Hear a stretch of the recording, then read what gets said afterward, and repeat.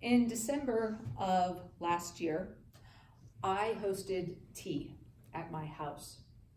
I invited 15 women, so you can imagine my surprise when all 15 said enthusiastically, "I'd love to come." It was a little bit, oh, I wasn't expecting that. Because think about it, tea and having women over for tea, is that something we do very often anymore? No. The word graciousness, what does this mean to you? Is this something you generally associate perhaps with someone like your grandmother? Yeah, it was for me too.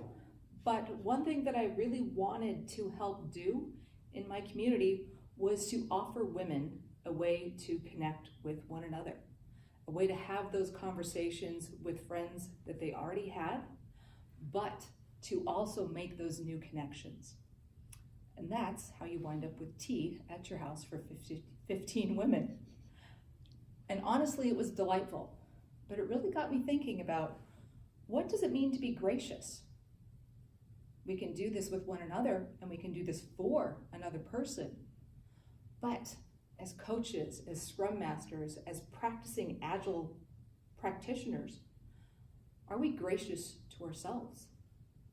We're so often so busy, so focused on serving teams, serving other people, that we forget that we need that own kindness, that we need our own graciousness.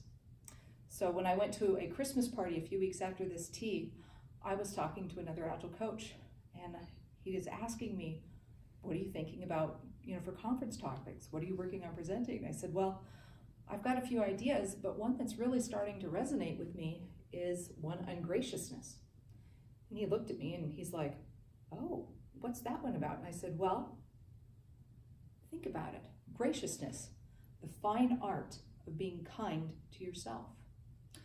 So in this talk, number one, I wanted to talk about how to stand and be gracious to yourself. I'll talk about something that I call the boon companion stance, and how having that presentation makes it easier for you to be kind to yourself.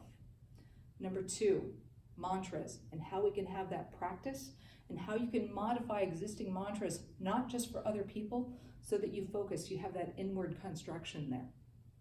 Number three, what are the daily rituals that we need to have as Agile practitioners so that we have this? This is a regular, repeatable occurrence that we're kind, not just with other people, but also with ourselves.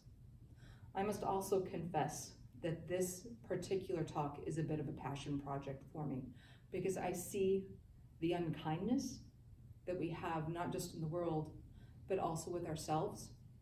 And I want this to be a way that we can step forward with that graciousness and help make it a part of our everyday existence.